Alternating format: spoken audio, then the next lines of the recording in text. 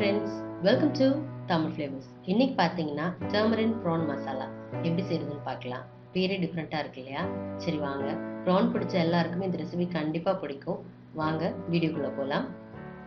First ஒரு mixie ஜாரில் 10லேருந்து 12 பூண்டு வந்து சேர்த்துக்கலாம்.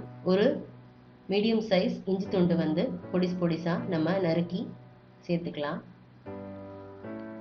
இதில் ஒரு 3 பச்சை மிளகாவை வந்து ஆட் பண்ணிக்கலாம். இது எல்லாத்தையுமே நல்லா ஃபைன் பேஸ்ட்டாக நம்ம வந்து அரைச்சி எடுத்துக்கலாம். கொஞ்சமாக தண்ணி சேர்த்து நீங்கள் வந்து அரைச்சிக்கலாம். இந்த மாதிரி நல்லா மைய அரைச்சி எடுத்துக்கோங்க. இப்போ ஒரு 1/2 கிலோ ப்ரான் வந்து எடுத்துருக்கேன். இதில் ஒரு 1.5 டேபிள் ஸ்பூன் நம்ம அரைச்சி எடுத்த இஞ்சி பூண்டு விழுதுகளை வந்து சேர்த்துக்கலாம்.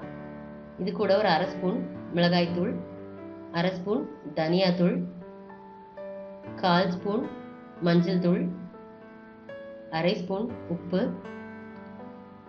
பாதி லெமனை வந்து பிழிஞ்சு விட்டுக்கலாம். விதைகளெல்லாம் எடுத்துட்டு லெமன் ஜூஸை பிழிஞ்சு விட்டுக்கோங்க. ஒரு 1/4 ஸ்பூன் கரம் மசாலா வந்து சேர்த்துக்கலாம். ஒரு 1/4 கப் புளி தண்ணி வந்து இதில் சேர்த்துக்கலாம். நம்ம இந்த ரெசிபி செய்ய ஸ்டார்ட் பண்ணுறதுக்கு முன்னாடியே நம்ம எடுத்து வச்சிருக்க 1/2 kg ப்ரானை வந்து நல்லா இந்த மசாலாவை எல்லாமே சேர்த்துட்டு நல்லா மேரினேட் பண்ணி ஒரு 20 மினிட்ஸ் வச்சிடணும். இதில் கொஞ்சமாக கசூரி மேத்தி இலைகள் இருந்தால் சேர்த்துக்கோங்க. அது இல்லைனாலும் ஆப்ஷனல் தான். கொஞ்சமாக கருவேப்பிலை இலைகள் சேர்த்துக்கலாம். இது எல்லாத்தையுமே சேர்த்து நல்லா கலந்து விட்டுட்டு இது ஒரு 15லேருந்து 20 நிமிஷம் போல் அப்படியே இருக்கட்டும். அந்த மசாலா எல்லாமே நல்லா கோட் ஆகி ப்ரானில் அந்த மசாலா எல்லாம் இறங்கட்டும். 20 மினிட்ஸ் அப்படியே வச்சுருங்க. 20 மினிட்ஸ்க்கு அப்புறமா நம்ம வந்து சமைக்க ஸ்டார்ட் பண்ணலாம்.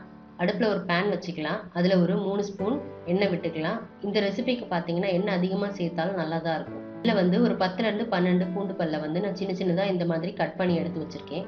அதை ஆட் பண்ணிக்கலாம்.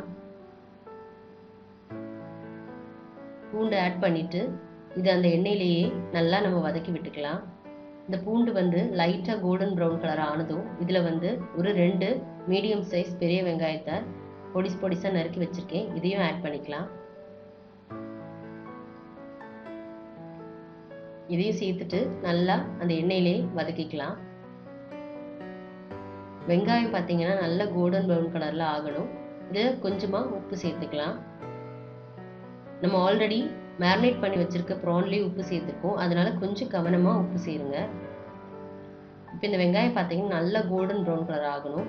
இப்போ பாருங்கள், நம்ம வெங்காயம் நல்லா வதங்கி கோல்டன் ப்ரௌன் கலர் ஆயிடுச்சு. இதில் நம்ம ஆல்ரெடி அரைச்சி வச்சுருந்த இஞ்சி பூண்டு பச்சை மிளகாய் விழுதை வந்து நம்ம சேர்த்துக்கலாம். இதையும் சேர்த்துட்டு நல்லா கலந்து விட்டுக்கலாம். காரம் பார்த்தீங்கன்னா உங்களோட தேவைக்கு ஏற்றாப்புல தான். நம்ம ஆல்ரெடி 3 பச்சை மிளகாய் அரைச்சிருக்கோம். இன்னும் மசாலா பொருட்கள் வந்து சேர்ப்போம். அதனால காரம் நீங்கள் ரொம்ப ஸ்பைசியாக சாப்பிடுவீங்கன்னா அதிகமாக சேர்த்துக்கலாம். நான் சொன்ன அளவு இல்லைன்னா கம்மி பண்ணிக்கலாம். இதில் ஒரு 1/2 ஸ்பூன் மிளகாய்த்தூள், 1/2 ஸ்பூன் தனியாத்தூள், 1/4 ஸ்பூன் மஞ்சத்தூள், இது எல்லாத்தையுமே சேர்த்துட்டு நம்ம நல்லா பச்சை வாசனை போகிற வரைக்கும் வதக்கிக்கலாம். இப்போ இதில் ஆல்ரெடி நம்ம மேரினேட் பண்ணி வச்சுருக்க ப்ரானை வந்து ஆட் பண்ணிக்கலாம். இப்போ இதை ஒரு மூடி போட்டு ஒரு 5 நிமிஷம் போல் மூடி வச்சிடலாம். ப்ரான்லேருந்து தண்ணி விடும். ஆல்ரெடி நம்ம புளி தண்ணி சேர்த்துருந்தோம். ஸோ தண்ணி சேர்க்காதீங்க. தண்ணி சேர்த்துட்டா இந்த ரெசிபியோட டேஸ்ட் போயிடும். அந்த ப்ரான்லேயே வந்து தண்ணி விடுறதுனால அதில் இருக்கிற தண்ணியே போதுமானதாக இருக்கும்.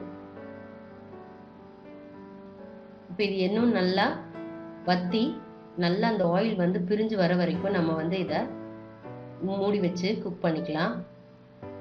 இப்போ பார்த்தீங்கன்னா நல்லா அந்த ப்ரான் எல்லாமே நல்லா குக் ஆகி நம்மளுக்கு அந்த கிரேவியிலேருந்து ஆயில் செப்பரேட் ஆகி வந்துருச்சு. ஸோ பார்த்தீங்கன்னா பர்ஃபெக்டான கன்சிஸ்டன்சி வந்து இதுதான். எண்ணெய் பிரிஞ்சு வந்ததும் நம்ம வந்து இதில் கொஞ்சமாக கொத்தமல்லி இலைகளை தூவிக்கலாம். ஒரு கீத்து கருவேப்பிலை சேர்த்துக்கலாம். அவ்வளோதாங்க, நம்மளோட சூப்பரான டர்மரின் ப்ரான் மசாலா வந்து ரெடி ஆயிடுச்சு. இந்த ரெசிபி பார்த்தீங்கன்னா சப்பாத்தி, ரைஸ் எல்லாத்துக்கூடையுமே ரொம்ப சூப்பராக செட் ஆகும். கண்டிப்பாக இந்த ரெசிபியை நீங்கள் வந்து ட்ரை பண்ணி பாருங்கள்.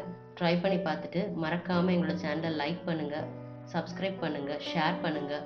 மறக்காமல் கமெண்ட் பண்ணுங்கள். உங்களோட கமெண்ட் நெகட்டிவாக இருந்தாலும் பாசிட்டிவாக இருந்தாலும் கண்டிப்பாக என் கூட ஷேர் பண்ணுங்கள். உங்களோட கமெண்ட்ஸ் எனக்கு மேலும் அப்டேட்ஸ் கொடுக்க ரொம்பவே ஹெல்ப்ஃபுல்லாக இருக்கும். தேங்க்யூ ஃபார் வாட்சிங்.